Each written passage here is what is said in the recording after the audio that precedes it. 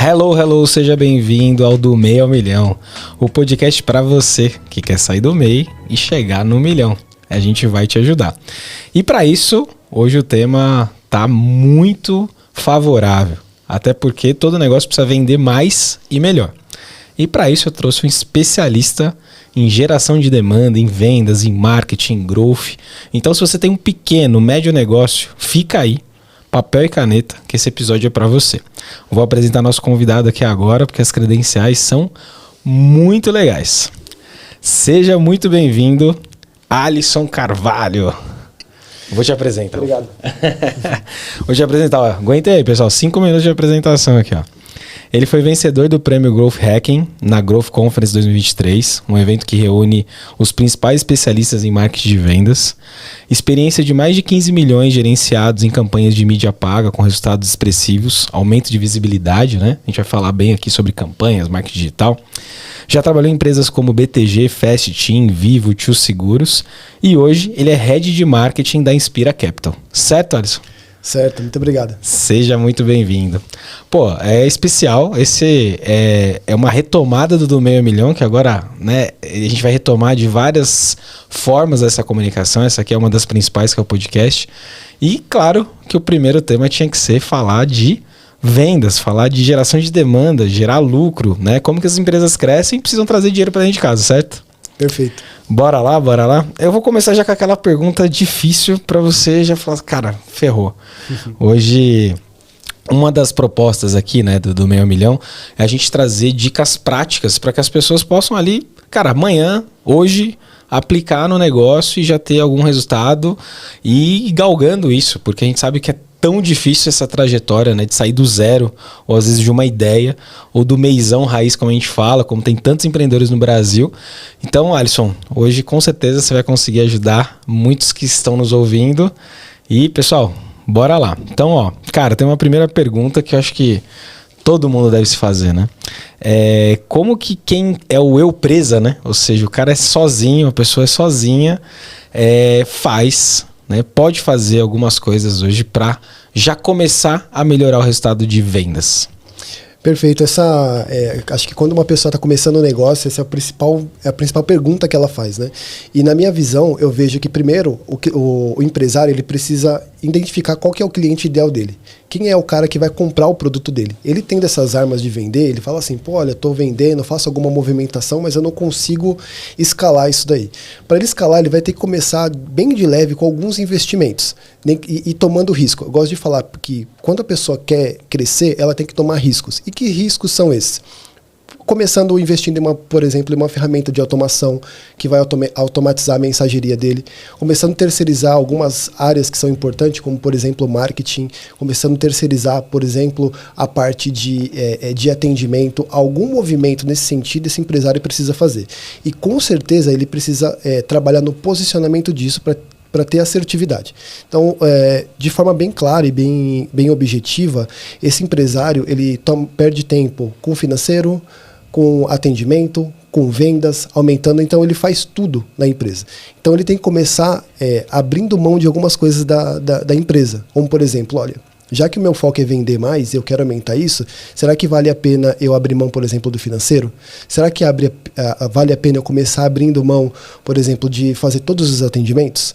E já uma dica bem prática, quando a gente olha para as áreas e inicia uma escalada de vendas, a área que normalmente o custo ele é mais marginal, mais barato de se mexer, é a parte de atendimento, que é a parte inicial. Vou dar um exemplo bem claro. Em uma das experiências que eu tive, o gargalo principal era o atendimento do cliente. Como que eu faço essa primeira filtragem? Como que eu sei se essa pessoa ela tem perfil ou não para comprar de mim? Por isso que é tão importante saber o perfil do cliente. Se eu não sei o perfil do cliente ideal, se é o cara que vai comprar comigo, como que eu vou atender todo mundo que vem?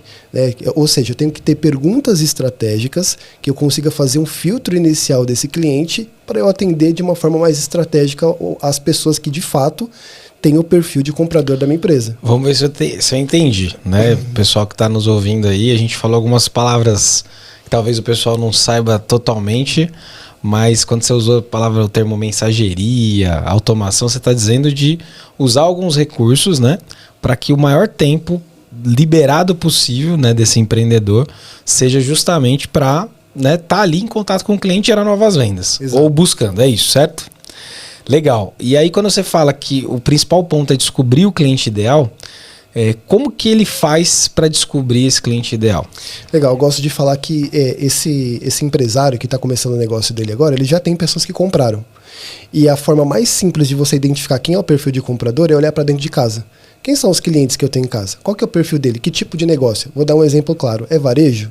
É serviço? Que tipo de negócio o meu perfil, o cliente que eu estou atendendo tem hoje? Quando eu olho para dentro de casa e começo a perfilar esse cliente, eu já começo a ter indícios iniciais desse perfil. E aí eu começo a olhar para as plataformas. Por exemplo, a gente tem o Sales Navigator, que é do LinkedIn, que você pode analisar quem é o seu perfil do cliente. Mas, de forma simples e rápida, a forma mais fácil é você olhar para dentro de casa e começar a encontrar pessoas com perfil parecido. Então, eu vou dar um exemplo. Tem o Fabiano, que tem uma certa idade, é empresário, consome alguns serviços, tem uma empresa no ramo de financeiro ou no qualquer ramo que for. Eu pego esse perfil do Fabiano e começo a replicar esse perfil para que eu tenha insumos para identificar pessoas parecidas com o Fabiano. E quando eu encontro pessoas parecidas com o Fabiano, eu já consigo saber que a necessidade é muito próxima. E é aí que eu começo a ter uma ideia e falo assim, olha, esse aqui é um caminho legal. Né? Eu gosto de falar que esse movimento ele é um movimento inteligente, porque as empresas, normalmente, elas demoram bastante para pivotar. Né? Então, elas descobrirem, olha, pô, tentei um ramo aqui, tentei esse tipo de cliente, não deu certo. Tentei vender para um perfil aqui, também não deu bom. Quando eu olho para quem já comprou de mim, fica muito mais fácil tomar a decisão de quem eu ataco. Eu entendo que essa estratégia é mais assertiva de olhar para quem são os seus possíveis compradores. Boa, boa. Galera, a gente vai traduzindo, tá? Pivotar, mudar de direção. Né? Então estou indo aqui num caminho de vender talvez para pessoa física e amanhã vou querer vender só para empresas, para pessoa jurídica. Um exemplo, tá? Ou parar de vender serviço e vender produto, né? Exato. Certo? Pô, muito legal. Aí você falou uma coisa que eu acho que serve, né? Me corrija se eu estiver errado, tanto para empresas pequenas quanto para empresas maiores, né? Que você falou, por exemplo, da ferramenta do LinkedIn, que é o Sales Navigator, certo? Perfeito. Mas voltando um pouco pro cara meizão raiz ali, o cara que tá, né, ralando, ou ele sozinho, ou ele é a esposa e o marido, ou o irmão e a irmã, a realidade talvez de grande parte dos brasileiros hoje que estão ralando, empreendendo para ter uma renda extra ou para mudar de vida, né, e sair do CLT e etc. Esse cara não sabe, não tá no LinkedIn, esse cara possivelmente ele tá vendendo para a pessoa física, né? Ele pode ter um pequeno comércio, ele pode fazer serviços, né, X, né? Então, esse cara, existem coisas mais básicas que esse cara consegue fazer hoje sem ter um investimento de fato, que ele consegue ser mais visto, que ele consegue que as pessoas entendam melhor o valor dele, né? Porque eu acredito que o pequeno empreendedor ele sempre vai ter algo muito melhor do que aquela grande empresa que atende volume. Só que ele tem esse desafio de como que as pessoas vão saber que ele é melhor. E ele fala, pô, mas eu sou muito melhor e ninguém tá vendo, por que as vendas não acontecem? Você tem alguma dica para isso? Excelente pergunta. Na minha visão, o principal principal movimento que esse empresário tem que fazer é preparar a base dele. Né? Você usou bem um termo que muitos empreendedores eles ainda estão, por exemplo, no CLT, estão querendo migrar para o MEI, para ser um empresário. E essa movimentação ela tem que ser muito estratégica, porque esse empresário ele está vendo, olha, eu não tenho, por exemplo, condições agora de ficar 100% no PJ, na empresa, e depende do CLT, ele precisa fazer essa movimentação. Então, como que se prepara a base?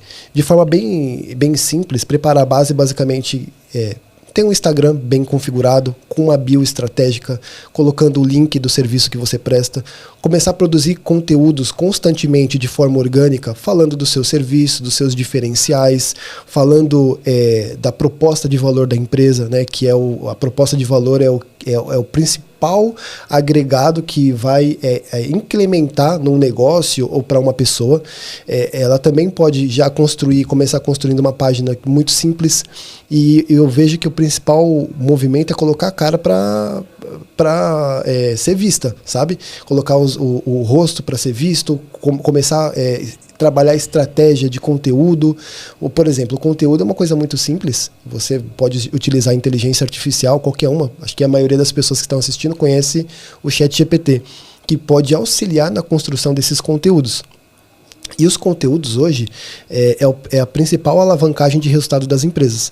Então, quando a gente fala de estratégia de marketing, por mais que exista diversas ferramentas que vão impulsionar o alcance dessa visualização, eu gosto de falar que a mensagem certa para o público correto gera muito mais valor do que propriamente só impulsionar, só pagar. E pensando nisso, o empresário pequeno, ele não tem essa grana ainda para impulsionar um anúncio, colocar dinheiro numa plataforma. E essa movimentação de criação de conteúdo, e não só isso, né? Falando do marketing tradicional, né? Essa pessoa tem que começar buscando indicação, não só em redes sociais, mas partindo para o lado tradicional. Principalmente quando a gente fala de empresas de serviço. Quando a gente fala de produto, é muito mais simples você posicionar, porque o produto não é seu na maioria das vezes. A maioria dos produtos são revendas, né? A não ser quando a gente fala de quem está criando o insumo, quem cria aquele produto. Mas quando a gente fala de serviço, é muito mais fácil você, por exemplo, fazer um folheto, fazer um cartão de visita, botar conteúdo no Instagram, buscar fazer uma página de baixo investimento, começar a posicionar a empresa e o serviço de uma maneira que você entende que o consumidor vai entender o recado. E eu gosto de falar que a mensagem mais assertiva é quando você quer falar A e o receptor daquela mensagem escutar. Então, se você está conseguindo fazer esse movimento correto, esse é o caminho inicial para começar a empreender. Boa, você falou uma coisa por último aí, que vamos partir do princípio que a gente tem um meizão aí ligeiro. Tá fazendo muito do que você falou. O cara já panfletou, o cara tem um Instagram legal, né, com visual bacana. O que mais? Esse empreendedor, ele tem ali alguns diferenciais. Não tem grana ainda para investir em mídia, né, em marketing, tráfego pago, né, mas ele tá ali. Ele tem uma boa cara, uma boa aparência, né? Mas ele ainda não tem um site, ele ainda está muito ou no Instagram, ou no Facebook, né? Ou no WhatsApp, criou ali um perfil no WhatsApp para se comunicar.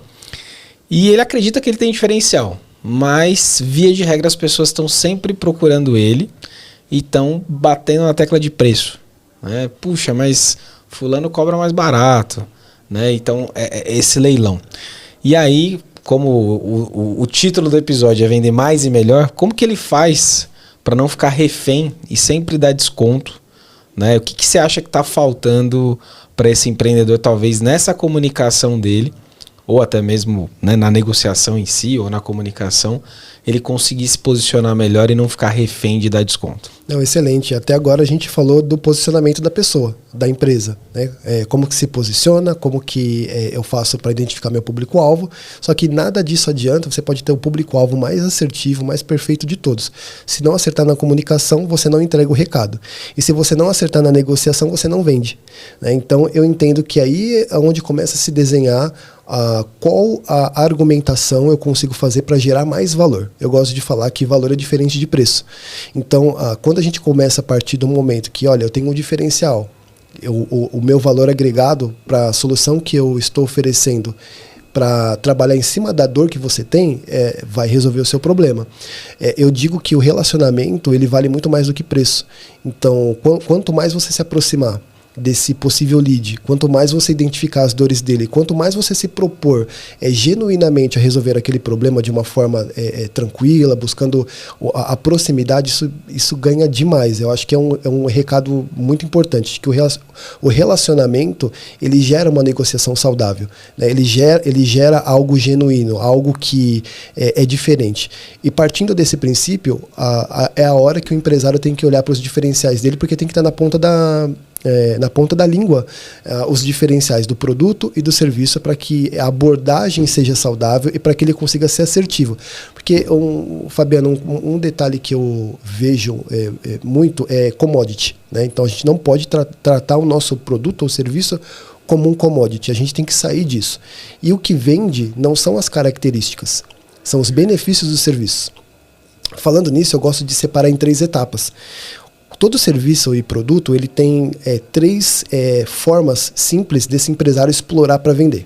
Eu gosto de falar que tem característica, que são basicamente o letreiro, o que ele tem, o que ele não tem. Tem as vantagens. O que é a vantagem? É a diferença de um produto com o outro. Então, por exemplo, qual a vantagem de ter um Apple qual a vantagem de ter um Android, por exemplo. Só que tem um ponto principal que supera esses 2. Que é o benefício. Quando eu olho para o benefício, eu não estou olhando para a competitividade, para os diferenciais. Eu estou olhando para o valor agregado que eu adiciono, independente de concorrente. Por exemplo, um atendimento, um grupo em um WhatsApp para que você possa conversar com o seu cliente de forma mais prática, um benefício que de repente você tem que casou com a necessidade da dor que o seu possível cliente tem. Então essas coisas vão fazer diferente. E quando eu falo de características, vantagens e benefícios, eu estou falando de explorar essas 3 partes para conseguir vender melhor. Tá? Então essa é a ideia principal. Cara, você falou uma coisa vou trazer algo polêmico aqui, que talvez muita gente que nos ouça talvez não concorde e outras concordem. O marketing mudou muito, né? E você vê as marcas tentando se conectar de várias formas, né? Das várias formas possíveis, né? Então acho que tem um grande exemplo que todo mundo conhece que, que a gente vê as marcas às vezes trazendo um tema que não tem nada a ver com o que ela faz, mas para se conectar, ou levantando uma causa, seja o que for. E aí, obviamente, o interesse é se manter viva ali na mente das pessoas, então é uma forma de trabalhar isso. E aí teve uma crítica, né, recente, que eu acho ela bem interessante, bem válida, e você trouxe isso, que é o marketing desde de sempre, né? Qual que é? Deixar claro qual é o benefício se eu contratar aquele produto ou serviço, ou seja, que a minha comunicação, né, o cara seja impactado e fala assim, nossa, eu já estou me vendo usando isso, eu já estou me vendo com esse serviço realizado aqui na minha casa ou aqui na minha empresa. Então eu preciso comunicar, seja uma imagem, um vídeo, um texto, que esse potencial cliente já sinta aquilo resolvido. E não o como eu vou resolver, né, e etc. Então eu acho que agora está faltando... e é uma boa notícia, né? Quem está nos ouvindo, a maioria não está fazendo mais esse marketing e é bem-vindo, porque muitas vezes você quer olhar para algo e falar assim, cara, é isso que eu preciso. Mas você não está olhando para as características daquilo que você vai contratar, e sim para aquilo resolvido, né? Então é muito isso. As pessoas não querem emagrecer, elas querem ser emagrecidas, né? Então se o marketing, a gente pode afirmar isso, certo? Uhum. Se o marketing estiver trazendo benefícios, ele tem que causar esse impacto, né, para que a pessoa fale, cara, se eu contratar isso aqui, tô feito, né? Gerar esse impacto emocional, né? Não, excelente. E falando de polêmica, né, eu gosto de falar que na verdade o marketing nunca mudou. O que mudou foi a forma que você analisa o marketing. E como que eu explico isso de uma forma rápida? Se a gente for parar para pensar, os grandes comerciais antigos, que a gente pode falar, a diferença principal é a mensuração. Então, a gente faz publicidade da mesma forma, obviamente diferente, por conta que hoje a gente tem plataformas, hoje a gente tem dispositivos, hoje a gente tem formatos de anúncios, só que o recado principal não mudou, que é explorar os benefícios. Quando a gente olha para um comercial, por exemplo, um comercial de televisão, que é o comercial tradicional, a proposta é a mesma do anúncio, é vender. O cara quer vender, a pessoa quer expor a marca, quer gerar o que você falou, um barulho, seja com uma mensagem polêmica ou fugindo da proposta da marca para gerar um barulho e aí trazer essas pessoas para a marca, mas o marketing nunca mudou. O que eu entendo que mudou é a forma que você analisa os resultados. Então, um exemplo bem prático. Quando a gente fala de um marketing tradicional, a mensuração ela demorava demais para acontecer. Então, como que uma empresa que fez uma publicação em 1990, fez um comercial, como que ela vai saber se ela vendeu mais ou não com aquele comercial? Não tinha muito, assim, não era muito mensurável. Agora, se a gente faz um comercial hoje, a gente consegue saber Como? As plataformas trazem esses indicadores. Volume de impressões, quantos cliques aqueles anúncios teve, qual a retenção, qual que é a frequência desses anúncios. Todos os indicadores necessários para saber se a publicidade está no caminho bom, a gente consegue saber e consegue mudar com mais velocidade.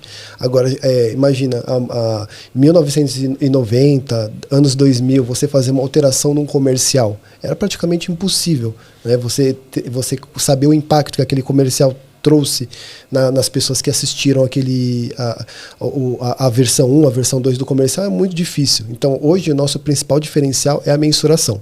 Mas o marketing, ele continua sendo o mesmo. Por isso que existem livros, por exemplo, o Philip Kotler, que é o pai do marketing 2.0, 3.0, 4.0, a gente já está no livro 5.0, por exemplo. O que muda é a forma que você conduz, mas a proposta do marketing em si, ela nunca mudou. Se a gente pegar um marqueteiro e colocar as mesmas propostas, vou colocar um exemplo. O que era um banner virou hoje um stories, por exemplo, ou virou hoje um carrossel. O que era um comercial virou hoje publicidade em vídeo.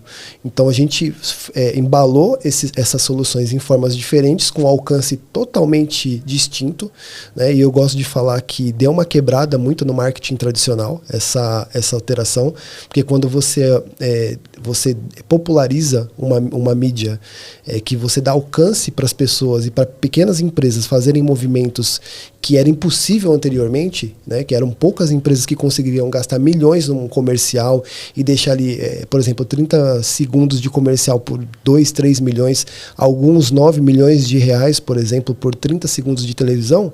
Hoje você consegue fazer um impacto muito parecido, se não maior, pagando ali nenhuma fração desse valor. Cara, muito, muito bom. Eu vou sempre puxar aqui, acho que é legal, porque a gente vai acabar nos acompanhando aqui, né? Pessoas que estão no começo e pessoas que já estão um pouco mais avançadas. Então, vamos pensar num cenário de quem já tem ali um vendedor, algumas pessoas no time, uma empresa que já caminhou um pouco, né? Ainda está um pouco distante do milhão, seja no mês ou seja no ano, mas ela já caminhou um pouco. E tem até empresas grandes que eu conheço que às vezes tem um vendedor e tá tudo na mão do vendedor e fala, cara, esse cara tem que se virar, ele tem que vender. Então, eu acho que primeiro, são duas perguntas em uma, né? O quanto isso ainda faz sentido, essa cabeça de, cara, tem um vendedor, ele tem que se virar, tem que vender. O quanto isso é positivo e quanto isso é negativo para as empresas que ainda têm essa cultura, né? Pô, tá aí, cara, se vira. E o que você dá de insight, de sugestão para que uma empresa que está, né, com esse um vendedor e a coisa não está performando, o que ela pode fazer para melhorar as vendas, a geração de demanda? Não, legal. O que mais me surpreende é que muitas empresas ainda controlam as vendas, empresas grandes controlam a venda no lápis, ou no Excel, ou às vezes nem isso. A pessoa vai vendendo e não tem registro nenhum dos clientes. E eu gosto de pensar e vejo também na prática que as empresas, mesmo com o vendedor, ela poderia estar vendendo muito mais com poucos ajustes, com poucas alterações. O primeiro ponto, quando uma empresa tem apenas um vendedor, cara, se esse vendedor passar mal, essa empresa não vende mais, né? E um outro ponto interessante sobre isso, quando você tem um vendedor, basicamente todo o processo daquela empresa está na mão desse cara, né? Se acontecer qualquer problema de informação, qualquer problema na parte de vendas, na geração de demanda, a empresa fica refém daquele vendedor. O que eu entendo que é saudável fazer é a empresa começar colocando alguma plataforma. E assim, quando a gente fala de plataforma, estou falando de literalmente colocar alguma coisa com custo marginal, né, com custo muito baixo, para você começar a entender, beleza, eu estou vendendo, mas qual que é a origem dessas vendas? Como é que essas vendas acontecem? A gente entende que até um dado momento, quando essa empresa começa, a maioria das vendas que acontece, ou o dono está vendendo, ou ele está recebendo indicação. Ela vem dali. Só que quando você coloca uma pessoa na frente, a origem das vendas começa a mudar um pouco, por mais que o dono da empresa continue gerando insumo para esse vendedor. Aí você olha assim e fala assim, pô, tô vendendo, tá legal, e eu precisa escalar isso daí? Primeiro que o empresário tem que mudar a mente dele no aspecto de eu quero escalar, eu quero vender mais, e se eu deixar um vendedor, eu vou continuar vendendo no máximo um mês com um resultado parecido. Então ele não vai conseguir escalar. Outro ponto, quando ele começa a colocar uma ferramenta, ele começa a saber qual o desperdício disso. Que esse empresário não tem uma ideia, por exemplo, que o vendedor está fazendo na empresa dele, qual o volume de leads que, na verdade, poderiam estar comprando um produto e não estão comprando por uma falha no atendimento, por algum erro que o vendedor cometeu. Então, você perde toda essa estrutura, né, e essa oportunidade de aumentar as vendas. Outro ponto interessante, o vendedor só, ele tem um alcance muito baixo de pessoas. Quando você começa a colocar pelo menos uma ferramenta para auxiliar esse vendedor, o alcance aumenta demais.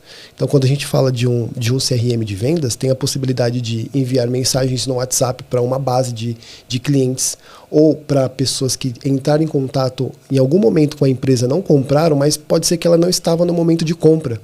Só que daqui 1-2 meses, essa pessoa pode estar no momento de compra. E o que eu faço? Eu perco por concorrente?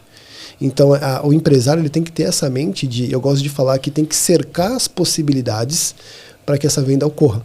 Essa é a principal ideia. Cara, interessante. E aí, assim, você pautou muito na questão da ferramenta, né? E aí, ainda dentro da mesma pergunta, a gente vê que a expectativa fica muito grande, que o vendedor tem que se virar. E se virar é algo muito relativo, né? Se a gente vai falando uma empresa que vende para outras empresas, né? O B2B, a gente está falando de essa demanda, ela precisa vir, né? Eu preciso prospectar, ou eu preciso ir atrás do cliente, né? Prospectar e ir atrás do cliente, eu preciso receber essa demanda para que eu faça o fechamento.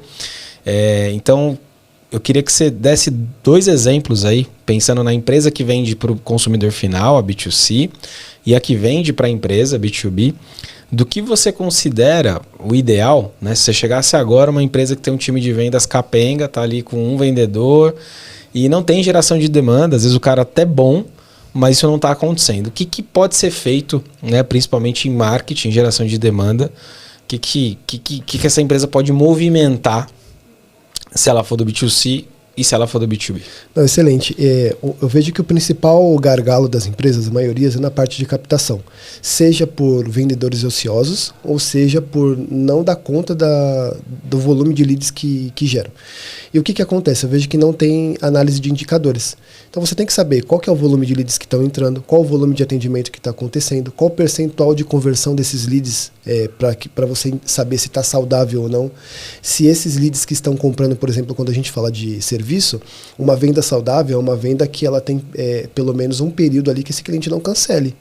Então, será que está tendo cancelamento das vendas? Ou um produto que foi explicado as características desse produto e, de repente, o cliente volta para devolver o produto porque era diferente do que ele imaginava? Por que isso aconteceu?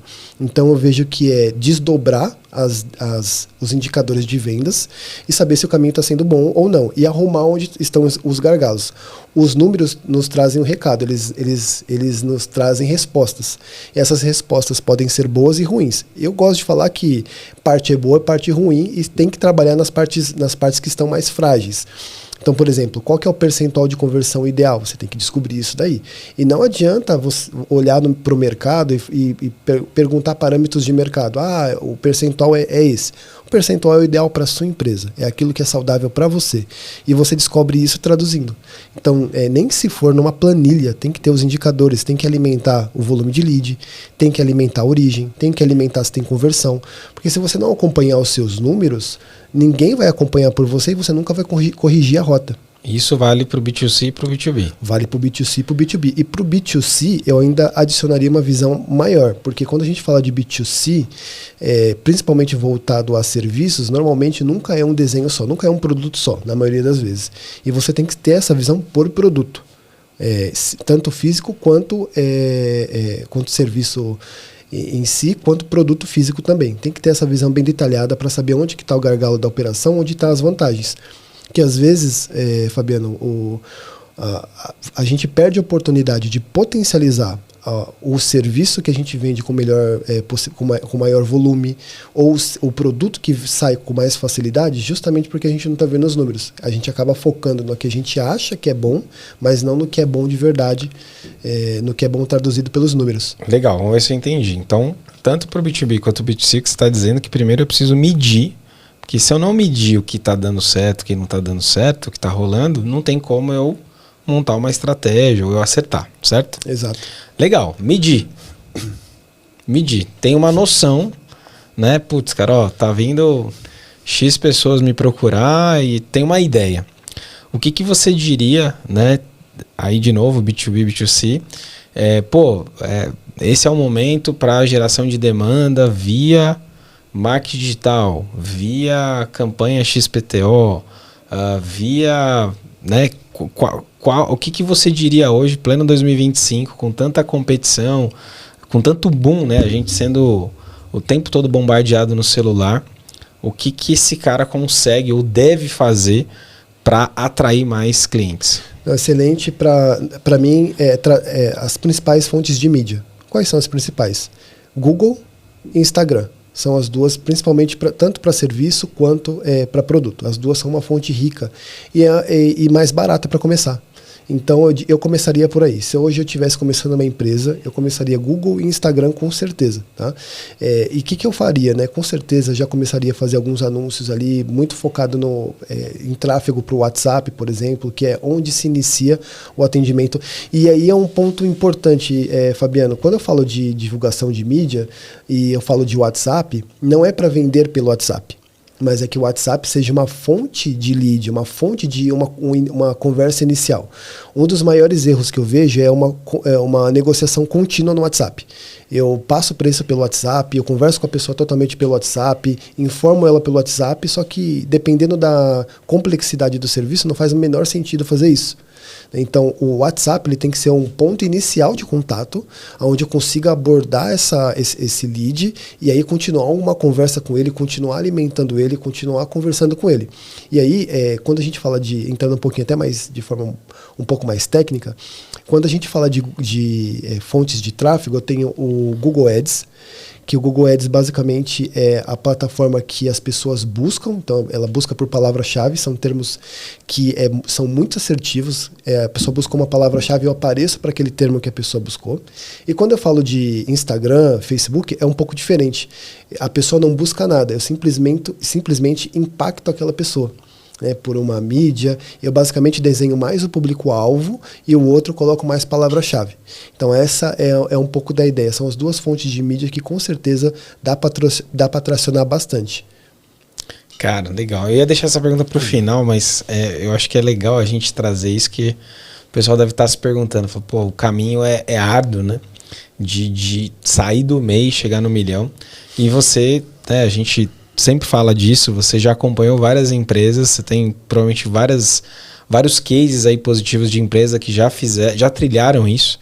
Então, se você puder trazer para a gente, olha, empresa X do segmento Y, né, trilhou isso. Eu acho que contar um pouquinho, né, de maneira resumida, como ela trilhou, mas acho que o principal, o que você acha que foi o ponto-chave, né, nessa trajetória que você acompanhou de alguma empresa que saiu lá do MEI e chegou no milhão, para que ela conseguisse chegar nisso?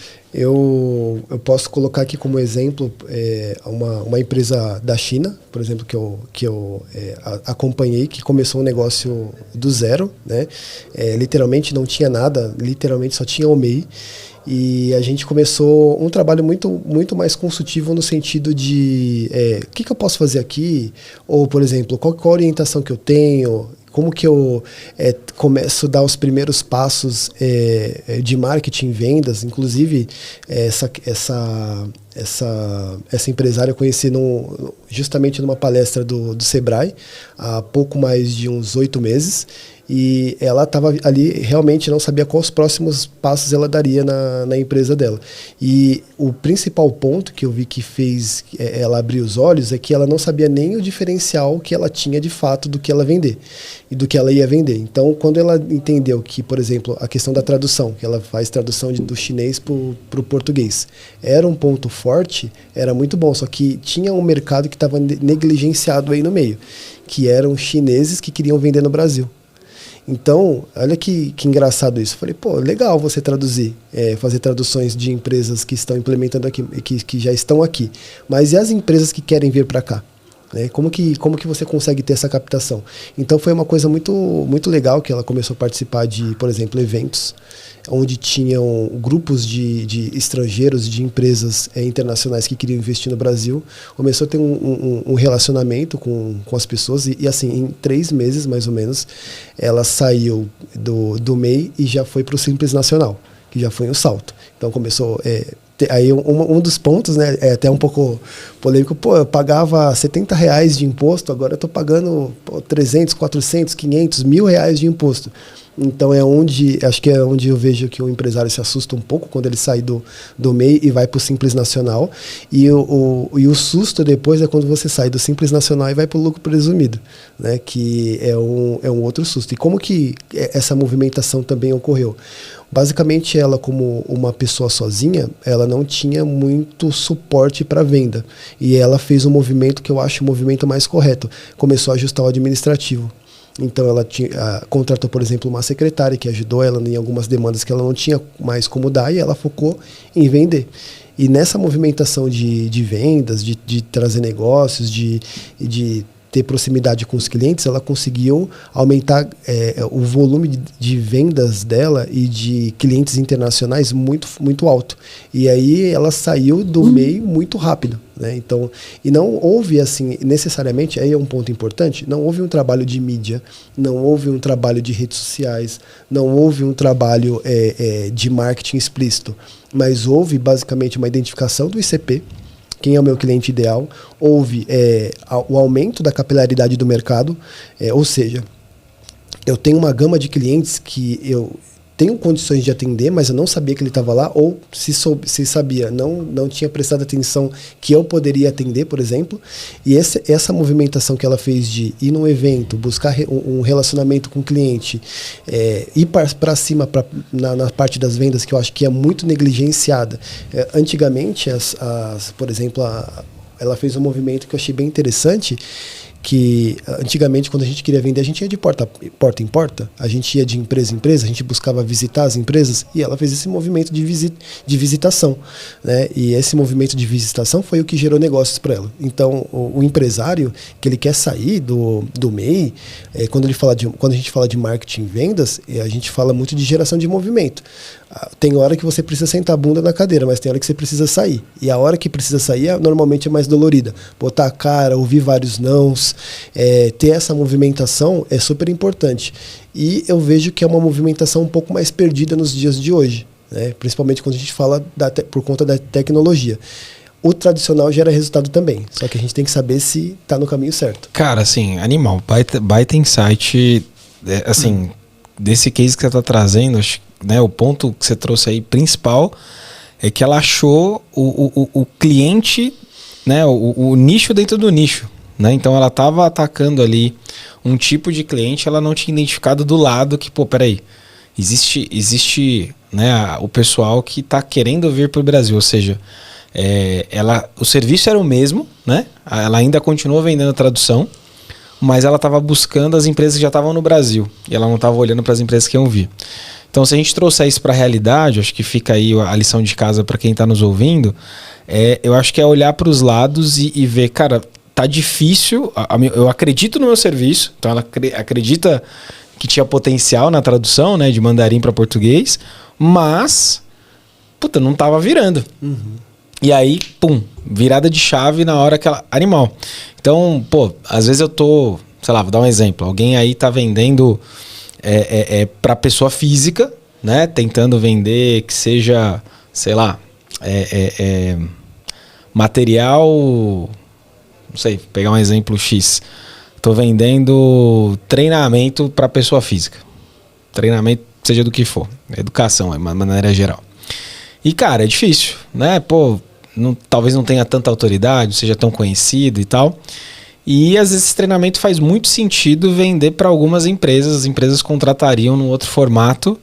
E não quer dizer que você vai parar com a pessoa física, mas, às vezes, eu preciso né? Porque aí eu tenho mais recorrência, essa empresa talvez tenha uma necessidade de formação desses profissionais e não tem tempo de fazer dentro de casa, e você é um profissional experiente naquilo, e aí eu olho para o lado, né? Então o serviço continua sendo o mesmo, treinamento, mas eu vou mudar um pouco o meu pitch, né? A minha forma de vender, como eu comunico isso e para quem eu comunico. Então acho que você trouxe algo muito importante, porque assim, mesmo se ela tivesse toda essa postura que você comentou, né? Aguerrida de, cara, no caso dela foi, agendou visita, foi lá, conversou e tal. Acho que início de negócio é muito isso, né? A gente tem que tentar várias formas até que a gente ache um caminho, mas se ela não tivesse tido esse insight, né?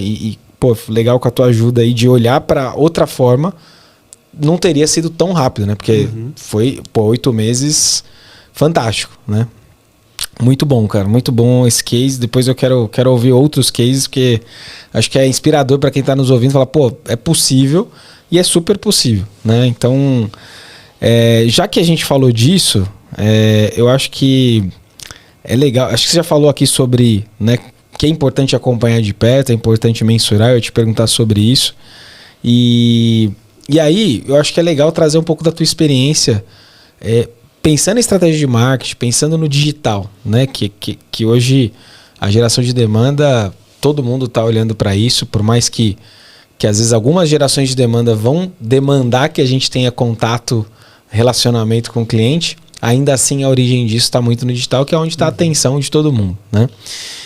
Se a gente vamos falar agora para empresas um pouquinho maiores, que têm a capacidade de investir numa, né, contratar uma agência de marketing, né, contratar um serviço de marketing profissional, ou que queira fazer isso dentro de casa, né, tem alguém ali dentro de casa, que você considera hoje uma boa estratégia de marketing, uma estratégia muito bem estruturada para fazer o negócio ter sucesso, fazer ele realmente acontecer, né, ter performance? Não, excelente.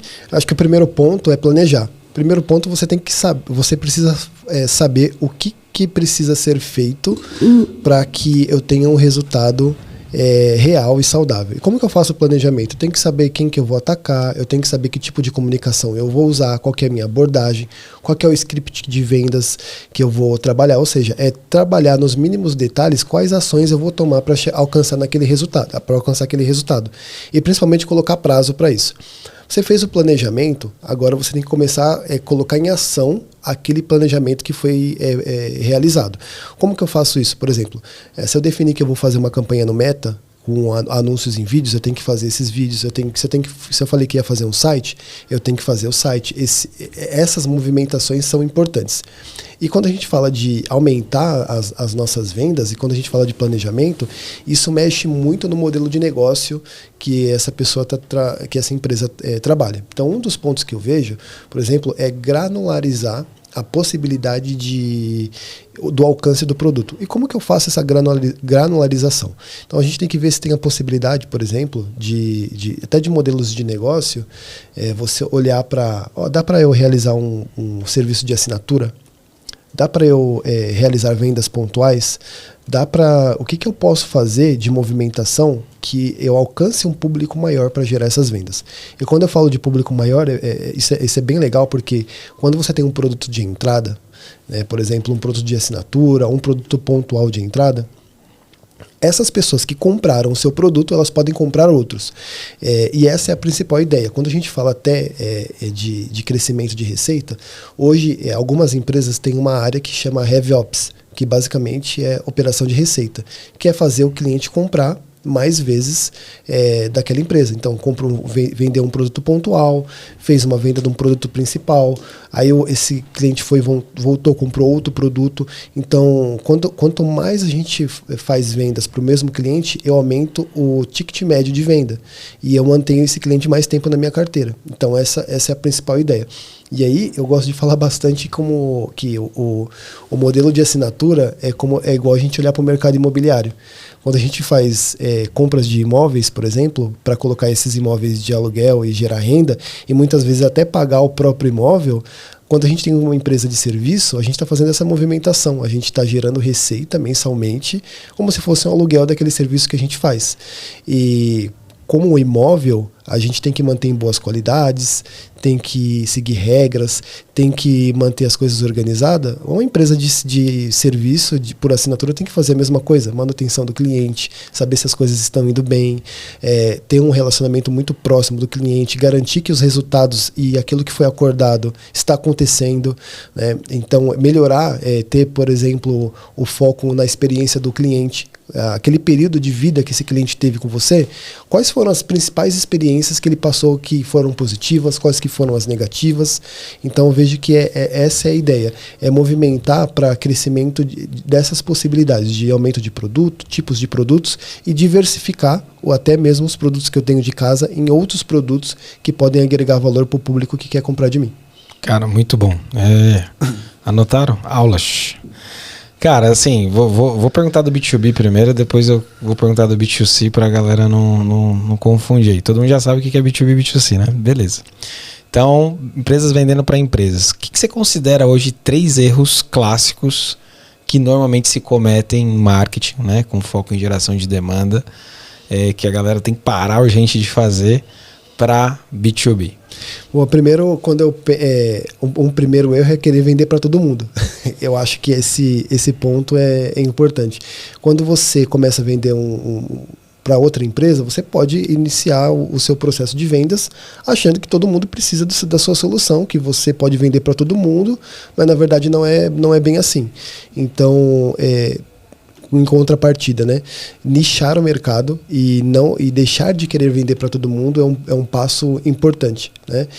Outro ponto que eu acho fundamental assim, para empresas que podem gerar esses tipos de problema não ter um comercial estruturado. Então, por exemplo, se eu faço uma venda de serviços e eu não tenho um comercial estruturado, com certeza eu vou ter problema de conversão, vou ter problema de venda, vou ter problema de aceitação do próprio produto. E um outro ponto super importante que eu vejo que empresas que vendem serviços fazem é não diversificar os produtos, não diversificar os serviços e não buscar, muitas vezes, um super nicho, que é um nicho que você pode atacar além dos demais. Então, eu vou dar um exemplo. O ICP, que é o perfil de cliente ideal, a gente tem aquele perfil bem detalhista que a gente quer, mas a gente também tem um perfil generalista. Então, deixar de nichar o mercado, eu vejo também que é um erro clássico aí que as empresas cometem. Pô, já que eu perguntei os erros, vou perguntar os acertos pro B2B. Três que você possa trazer aí, que você fala, cara, faz isso que vai dar bom. Com certeza, fazer marketing digital para escalar o negócio, assim, acho que é a regra do jogo. Né? Não cometer os 3 erros, né? Não cometer os 3 erros, boa. Não cometer os 3 erros, mas principalmente tem que fazer marketing, tem que ter previsibilidade. Ponto importante. Está gerando demanda, está fazendo o negócio acontecer, tem que ter previsibilidade de receita. Quando você olha para frente, você consegue falar assim, olha, daqui 3 meses eu vou faturar tanto, isso é o ponto principal. Um ponto que empresas de B2B podem fazer, devem fazer, na verdade, também é o foco principal nas vendas, né? E quando eu falo foco principal nas vendas, eu estou falando ter previsibilidade de volume de leads. Qual que é o volume de leads que eu vou alcançar, qual a capacidade que eu tenho de atender e ter um dimensionamento correto. Então, para aquele volume de lead que eu gero, qual o dimensionamento de pessoas eu preciso ter? Então, isso é importante porque você consegue otimizar os seus resultados. Otimizar resultado, que eu falo, é o seguinte, é o menor investimento possível com o maior resultado possível. Quando eu junto isso, eu tenho uma otimização que eu estou gastando menos e ganhando mais. Eu acho que toda empresa de B2B deve buscar esse ponto em comum.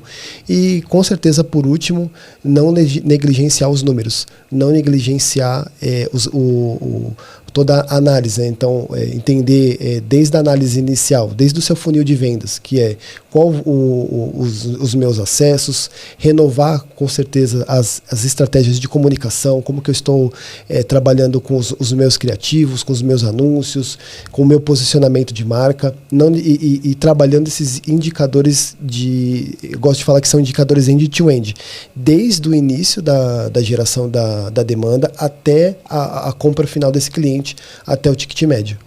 Cara, excelente. E para a galera não ficar brava com a gente, né? Vou perguntar do B2C também, ou seja, para quem vende para o consumidor final, para a pessoa física, quais 3 erros aí que você citaria clássicos que, né, as empresas não devem cometer? Certo. Primeiro, elas devem automatizar. Eu digo que quando a gente fala de B2C, eu estou falando de uma coisa que gera muito volume. Normalmente, B2C tem um volume muito mais alto. E são vendas com baixa complexidade e elas acontecem com uma velocidade, por exemplo, muito rápida. Então, o que eu tenho que fazer? Parte do processo é automatizar. Né? Então, automatizar o que for possível, esse é o primeiro ponto. Outro ponto é personalizar cada vez mais a forma de captação desse lead.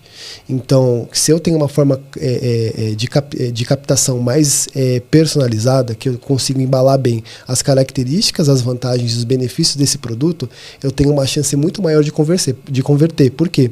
Quando a gente fala de B2C, eu estou falando de um mercado que trabalha muito com margem. Então, normalmente, a margem ela é mais restrita, é uma margem menor. E o diferencial dessa venda é na tratativa desse contato, de como eu trabalho para que essa base seja alimentada e o que eu faço para que eu trabalho para ela continuar comprando de mim. Acho que esse é o principal ponto. E, com certeza, diversificar de forma bem ampla os canais de aquisição. Ter essa consciência. E um ponto super importante que é analisar as vendas por canais de aquisição. Saber quais estão vindo do Meta, quais estão vindo de fontes diversas, por exemplo, Google Ads e demais fontes, para que você consiga otimizar muito mais esses resultados. Acredito que B2C é bem por aí. Boa, nem vou perguntar os positivos, você já meio que respondeu ambos aí, né? O que não fazer, o que fazer. E tem uma pergunta que, assim, não tem como não te perguntar isso, você como um especialista com tantos anos de experiência, como que você está vendo tendências de marketing, né? O que a gente pode esperar, não para o ano que vem, mas para daqui a pouco, porque com o avanço de IA, né, mudanças de todos os tipos na forma de consumo, a velocidade está absurda em tudo, né? Então, o que você vê de tendência não tão distante que a gente deva ficar alerta, né? Com certeza, você tocou no ponto que eu vejo que é a maior tendência do mercado hoje, a inteligência artificial. Sem dúvida é um caminho que não tem volta. E eu diria que, por exemplo, uma das tendências, uma das movimentações que eu mais vejo aqui é IA com atendimento por IA. Então, atendimento por IA é uma tendência que eu vejo que realmente vai trazer um grande diferencial no mercado e principalmente acredito mais para B2C. Tá? Por que eu estou falando para B2C? Quando recentemente eu fui em algumas palestras e foi feita uma pergunta nessa palestra para as próprias pessoas que trabalham com isso. Se você gosta dos atendimentos automatizados, você prefere o atendimento automatizado ou humano? Então foi matador que as pessoas gostam muito mais do atendimento humano. Só que tem um detalhe. Hoje a inteligência artificial, quando você fala por mensagem, por exemplo, quase não dá para diferenciar que não é um humano. Com a forma que, com o crescimento, com o desenvolvimento, com a popularização. Então eu vejo que esse é um caminho sem volta e vai ficar cada vez mais difícil as pessoas identificarem se é humano ou se não é humano. Por quê? Hoje, literalmente, a gente tem chatbots. O que é o chatbot? São perguntas com condicionais. Se eu responder A, eu vou ter uma resposta B. Se eu responder B, eu vou ter a C. Quando a gente fala de inteligência artificial, eu estou falando de uma leitura de um contexto. Né? Então, quando a pessoa faz uma pergunta, a inteligência artificial tem a capacidade de ler aquele contexto, baseado nos meus serviços, naquilo que eu faço, ela traz uma resposta que literalmente parece que é um humano que está conversando com ela. Então esse é um ponto que eu vejo que com certeza não tem volta. E falando de inteligência artificial, não só em atendimento, tá? Eu diria que em personalização de sites, diria que em personalização de criativos, inclusive a própria propaganda que uma empresa pode fazer, com certeza vai ser muito mais fácil com o passar do tempo e a otimização dessas inteligências artificiais, que uma inteligência artificial faça essa propaganda com muita facilidade e a gente, mesmo humanos, tendo muita dificuldade de identificar se aquilo é uma inteligência artificial ou não. Né? Eu vejo que essa é a principal inovação. Obviamente que não só em marketing, mas falando em marketing é o que está sendo mais utilizado. Cara, você entrou num ponto aí que a gente sempre fala isso, né? Que conteúdo é rei. principalmente nas redes sociais, para a gente se comunicar, para a gente vender de maneira direta, indireta. Você tem alguma dica para dar para o pessoal, né, de geração de conteúdo mais envolvente, tipos de conteúdo que eles podem fazer, né? Porque aí é bem democrático, né? Desde o cara que é pequeno, que está sozinho, o meizão, ou até o cara que já está um pouco mais avançado, mas ainda talvez não tenha um time de marketing para pensar isso, ele precisa pensar sobre isso. Com certeza. Acho que o principal ponto, e aqui eu gosto de enfatizar que o empresário que é pequeno, ele não precisa se preocupar tanto no conteúdo como um todo, mas ele precisa se preocupar com o conteúdo inicial. Já é mais que provado que quando a gente fala de uma landing page ou de um texto, o que é lido de fato são as primeiras linhas, é o primeiro texto, é o primeiro impacto visual. Se a mensagem inicial tiver o impacto correto, você já consegue vender.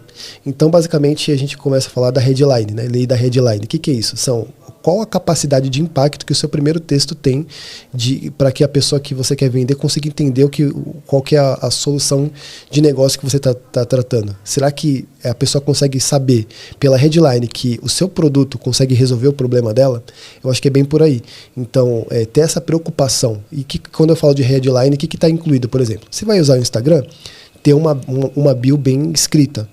O site tem que ter o primeiro texto bem escrito, né? A sua mensagem de recado, a forma que você começa a conversa tem que começar de uma forma já matadora. Ou seja, hoje o mercado ele é muito pautado pela mensagem inicial, né? Então, e o resto, com aquela mensagem inicial, a pessoa começa a se prender. E de que jeito, né? Por exemplo, como você resolve aquele problema? 5 formas de, né? 8 formas de saia por exemplo, do MEI e chega ao milhão. Essas sacadas de headline, de textos impactantes, de frases de efeito, é o que gera basicamente a retenção do tempo do vídeo, do texto, do livro, enfim, dos demais pontos. Então, acho que o empresário tem que se preocupar principalmente com a mensagem inicial que ele quer passar para a pessoa que quer comprar. E diga-se de passagem que isso não é novo. Tem aquele ditado que fala que a primeira impressão é o que fica.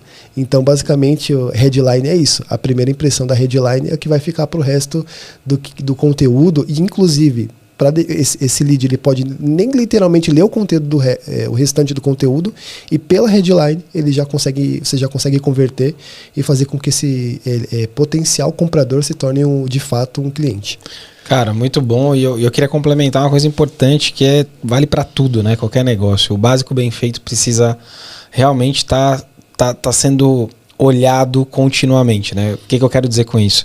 Puta, às vezes o cara fez um site bacana, mas já faz 3 anos. Esse site já não tá mais tão bacana. Às vezes esse cara tem um Instagram ali, que você falou da bio, por exemplo, e mudou algumas coisas, não foi atualizado. Então o que eu tô comunicando hoje, às vezes o cara tá fazendo uns reels super legais, tá engajando, mas na hora da pessoa contratar, ela quer ver algo mais estruturado para poder tomar aquela decisão. E aí o que ela vai ver não está conectado com aquela oferta, né? Ou com aquele anúncio, ou com aquela campanha. Então, o básico bem feito, né? Acho que tratar sempre como janela de vidro, né? Então, assim, tudo é vitrine, né? A forma que o empreendedor se comunica, que ele atende. Então, acho que uma dica aí que a gente pode deixar é, cara, nesse momento, revisite tudo que você tem, né? Vou até olhar para a galera. Revisita tudo. Tudo que você tem, tudo que alguém pode achar de você na internet. Teu Instagram, teu Facebook, do teu negócio, né? Teu site, os materiais que você envia, a forma que você se comunica no WhatsApp. Vê se você compraria de você. Muito bom. E isso que você falou... É doido isso, né? Porque muita gente me responde que não compraria. Então, vamos melhorar, né? Não, é muito louco. E assim, isso que você acabou de falar, até complementando, é o seguinte. Quando você faz um recado que a pessoa quer comprar algum produto de você, você coloca lá um texto. Esse texto tem que conversar com seus conteúdos. Esses conteúdos têm que conversar com o atendimento inicial. Esse atendimento inicial tem que conversar com o processo de venda, e esse processo de venda tem que conversar até o final da negociação. Ou seja, se eu quero passar um recado para vender um produto, essa mensagem tem que ir até o final. Eu não posso falar que eu vendo A e chegar no meio da negociação eu estou vendendo B. uma proposta completamente diferente daquilo que chamou a atenção daquele usuário, daquela proposta que você fez. Ou seja, você acaba, mas eu perdi a venda. Mas por que você perdeu a venda? Muito provavelmente porque a comunicação que você fez não está alinhado com o processo de venda que você está realizando. Então, garantir que esse processo, quando eu falo de processo, eu não estou falando de coisas encaixotadas, né? Que tem gente que coloca processo em caixinhas e vai separando. Não é isso. É garantir que a comunicação inicial seja repassada e essa comunicação seja repassada de forma fluida e clara. E aí a venda com certeza vai acontecer. Porque se você garantir que aquele lead que entrou em contato e ele entendeu aquela mensagem daquele anúncio e ele chegou na negociação entendendo aquilo e você conseguiu traduzir ainda mais, aí a possibilidade de conversão é muito maior. Legal. Vamos pensar num negócio que ele já está amadurecendo um pouco mais. O cara já está ali, né, faturando algo que permita que ele consiga investir, por exemplo, numa agência de marketing para fazer tudo isso aqui que a gente está falando para ele e ele terceirizar, que é importante algumas coisas serem terceirizadas com especialistas para que a coisa aconteça, né? E mesmo o cara pequeno, às vezes o cara pequeno pegou o investimento inicial e, ele pode investir em marketing desde o momento zero, isso é ótimo para que traga cliente de maneira mais acelerada. Tanto um quanto o outro, a gente sabe que existe um medo muito grande de se isso vai se pagar, né? Se, vou investir X por mês, mais X de mídia, né, de anúncio para as plataformas e, cara, dá medo, né? Tem gente que já teve experiências ruins com agências, etc. O que você diria para essa pessoa que está nos ouvindo agora, né? O que ela pode fazer para perder esse medo? Se ela deve perder esse medo ou cuidados que ela possa tomar para garantir, que acho que é o que todo mundo quer, né? Investir e ter esse retorno do investimento em clientes, né? Não, com certeza. Tem um indicador que consegue traduzir a saúde da venda para esse empresário. E esse indicador é o CAC, é o custo por aquisição daquela venda, seja produto, serviço, B2C ou B2B. É você entender se o custo da venda ela está saudável. Então, o que eu estou querendo dizer? Se o meu produto eu vendo por R$200 e eu estou gastando R$200 para fazer aquela venda, eu estou empatando. Se o meu produto custa 200 e eu estou tendo um custo de 250, eu estou no vermelho. Qual que é o valor ideal que você garante, que você entende que, assim, olha, agora sim, olha, estou vendendo um produto de 200 e estou gastando 30, por exemplo. Aí tem um cálculo, né, que é o cálculo do ROI, que ele vai trazer esse resultado. Se o investimento que você está tendo para fazer aquela aquisição é um investimento saudável ou não. Então, se você não tiver de olho nos indicadores, você não vai conseguir saber. Então, tem que ter indicador. E é muito fácil. Você consegue ter uma planilha, controlar isso por uma planilha, por uma ferramenta. Você consegue fazer no papel de pão, como a galera fala no tradicionalzão mesmo. E tendo essa garantia, você consegue saber, olha, o caminho que eu estou seguindo é ruim, estou terceirizando, eu tenho uma pessoa interna, tudo isso entra dentro desse custo. Então, você consegue saber a sua margem através desse cálculo. Então, não precisa ter medo. Na verdade, precisa ter coragem para arriscar e controlar e saber os seus riscos, né? Até quando eu consigo segurar um resultado negativo? Até qual que é o meu limite? Então, o empresário ele tem que saber, olha, se até determinado tempo os números continuarem no cenário negativo, eu tenho que parar. Olha, se até esse momento não mudar, ou até onde eu consigo controlar isso? Essa é a principal ideia. Os números traduzem todos os nossos resultados. É ficar de olho. E não negligenciar. Eu vejo que tem empresários que negligenciam o custo por aquisição. Então tem que ficar de olho nesse custo, porque ele traduz a qualidade da sua operação. Não estou falando nem de resultado financeiro. É simplesmente a qualidade da operação. Se ela está boa ou se ela está ruim. Cara, é muito importante que você trouxe, porque acho que a maioria acaba olhando de maneira macro, né? Tô investindo aqui X mil reais por mês e não tô vendo a coisa acontecer, né? Fala muito de maneira vaga e não tem esse controle, mas o empresário não é bobo, né? Muitas vezes quando ele tem essa percepção é que provavelmente a coisa não tá andando, né? E aí, vou voltar nessa pergunta um passo antes, né? Então, se tem alguém agora, né, receoso de contratar marketing, fala, putz, isso aqui já tentei, não rolou, e pode não ter rolado por N motivos, né? Putz, o modelo de negócio, ou o caso igual, né, da China que a gente comentou, de estar vendendo para o público errado. Putz, às vezes a empresa que ele contratou não era legal, ou o momento do mercado, N motivos. E essa pessoa precisa tomar coragem de novo, porque sem marketing, sem vendas, nenhum negócio sobrevive, certo? Perfeito. O que você diria de cuidado ali? para essas pessoas que estão buscando uma empresa de marketing agora, que cuidados que ela deve tomar na hora de buscar, na hora de escolher, para escolher bem, né, e ter esse risco diminuído aí de não resultado, né? Perfeito. É muito natural quando uma empresa busca serviços de marketing, essa empresa ser leiga com marketing digital, enfim, não entende corretamente. Ela sabe que precisa, mas não sabe por que ela precisa. O principal ponto é esse empresário entender um pouco do marketing. Entender quais são os principais indicadores, entender por que aquela publicidade realmente é importante, saber, por exemplo, se ele arrisca para uma terceirização ou para uma equipe interna, saber os riscos que ele tem. Então, por exemplo, se terceiriza, você não vai ter risco trabalhista nenhum, você não tem vínculo trabalhista com nada, você tem apenas um contrato, os riscos trabalhistas de ter uma equipe interna. Colocar isso no papel e saber qual caminho toma naquele momento. Por exemplo, eu diria que inicialmente toda empresa que está começando com marketing digital, ela tem que terceirizar. Porque ela tem que... E não é só terceirizar, e é uma outra coisa que eu vejo, e jogar para a empresa de marketing tudo.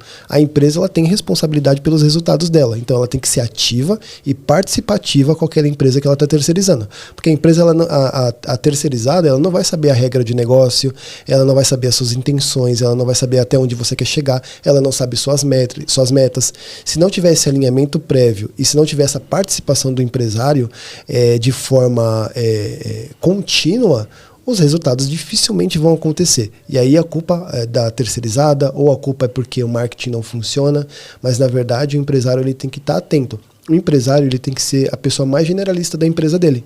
Se ele já começou generalista, fazendo financeiro, vendendo, todo o restante, na parte da gestão da terceirização, por exemplo, de marketing, esse empresário tem que dispor de tempo para acompanhar os resultados e para contribuir com insights que vão melhorar os resultados, saber se está no caminho certo, se não está no caminho, se está no caminho errado. Às vezes corrigir a comunicação, porque mais do que ninguém, o empresário ele sabe para quem ele quer vender, ele sabe a mensagem que ele quer enviar. E a equipe de marketing ela pode ter uma ideia, mas se não for refinada pela visão de dono, do empresário, do empreendedor, às vezes perde ali uma assertividade na comunicação que poderia virar o jogo e de repente esse empresário tem um resultado muito maior do que ele esperava. Alisson, cara, muito, muito bom. Eu acho que a gente vai ter que ter outros episódios aqui, porque é um tema importantíssimo. Todo mundo precisa vender, né? Empresa que não vende, não faz sentido ser um negócio, né? Acho que por mais que a gente, né, comece um negócio por N motivos, a gente precisa estar sempre vendendo, que é o combustível, senão a coisa não se sustenta, ela não escala, não cresce, isso não propicia, né, prosperidade de várias formas para as pessoas envolvidas ali, de várias formas, né? Então esse tema é muito importante, acho que a gente precisa trazer você aqui de novo com certeza e falar disso mais e mais em detalhes, etc. E aí a gente está indo para os momentos finais e eu queria te pedir para você dar um último recado aí. A gente sabe que são muitos desafios, né, para o empreendedor, muitos mesmo. A gente infelizmente não tem grandes notícias vindas inesperadas, né, seja incentivo do governo, seja crédito, seja o que for.